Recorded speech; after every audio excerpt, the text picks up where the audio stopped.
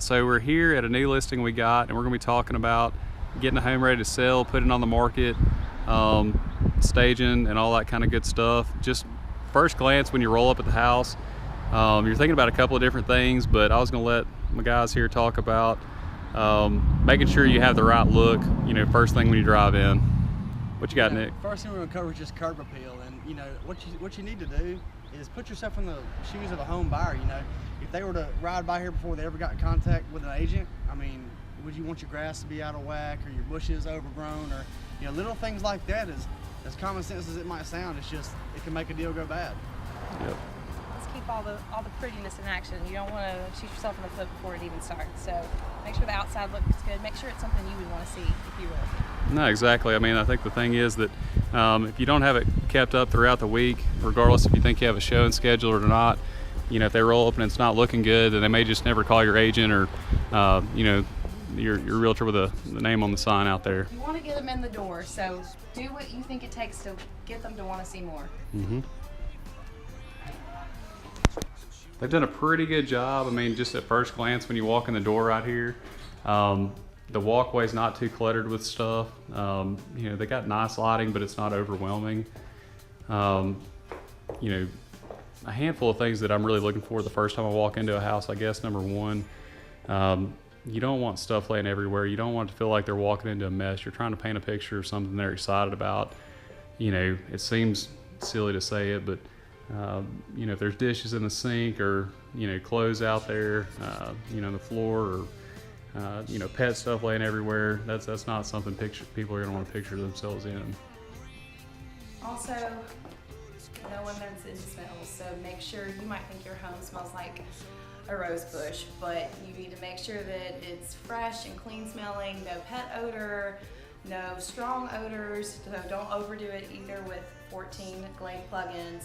Just make sure it's a clean, fresh smell that won't make people's eyes water or won't make them want to run out the front door. We got them inside, we need to keep them inside. We've all got a friend like Nick or myself maybe that are really outspoken, so you need a good objective opinion on whether or not your house does or does not smell. You want somebody like that'll tell you the truth on there, not sugarcoat it for you every good once in a while. But just think about what would turn you off if you walk into the home you're wanting to buy.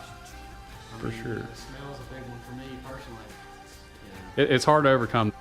All right, so we're in the kitchen here. It's kind of a focal point for a lot of houses and a lot of people looking to buy one.